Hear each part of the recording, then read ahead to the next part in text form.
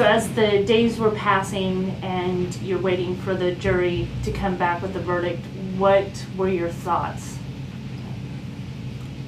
Well, it seemed that initially they thought they were going to come up with one fairly quickly, and I didn't know if that was a good thing or not. I think in my own mind I thought that the longer they were out, the better it was for me. I just hope that they looked at the evidence. When they read the first verdict of not guilty on the second-degree murder charge and then a not guilty for the manslaughter charge, what were your thoughts at that moment? I just started crying because I was like, after all this time and tribulation I've gone through these last 3+ years, that finally I was being vindicated. Somebody actually listened to my side of the story. What did you think when you heard they had deadlocked on the involuntary manslaughter charge?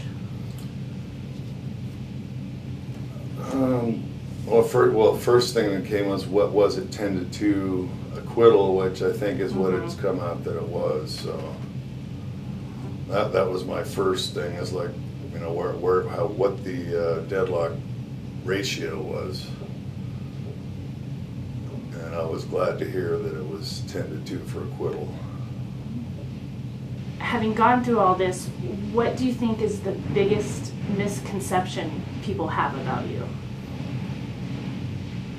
Well, the way it was always written up in the newspaper that I'm somehow some psycho road rage killer. I mean, I'm driving from Sparks to come down here to my dad's business, and I got attacked. I don't really know how else to put it. I mean, I'm the hippy dippy dude, as Frank called me.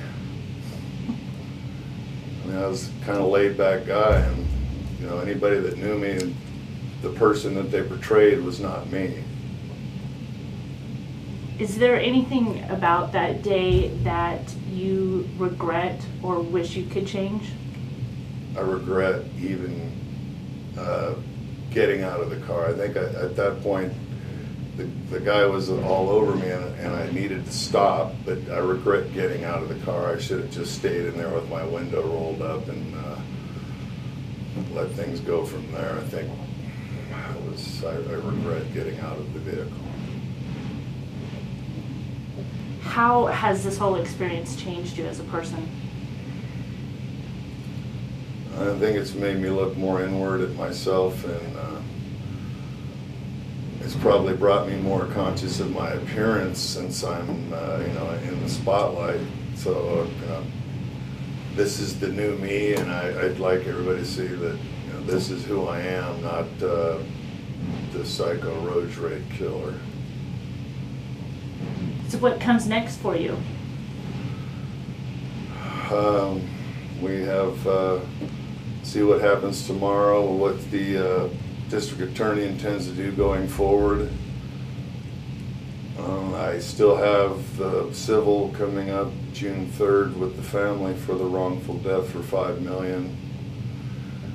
I'm still working on the lawsuit with EBAR for the return of my bail.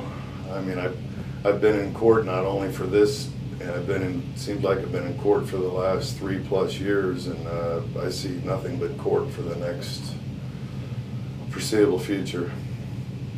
Is there anything you'd like to add?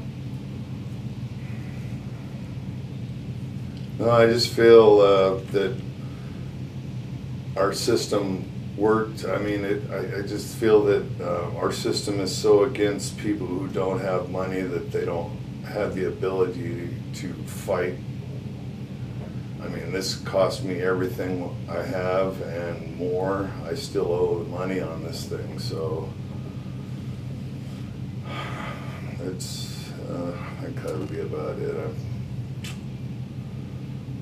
It's been an experience,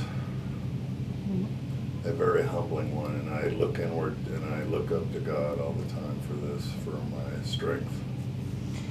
Is your faith, is that something that has changed through this experience? I think it's brought me closer to God. I mean, I've reached out and I have a network of people that I pray with now, and it's brought me into a new perspective, I think.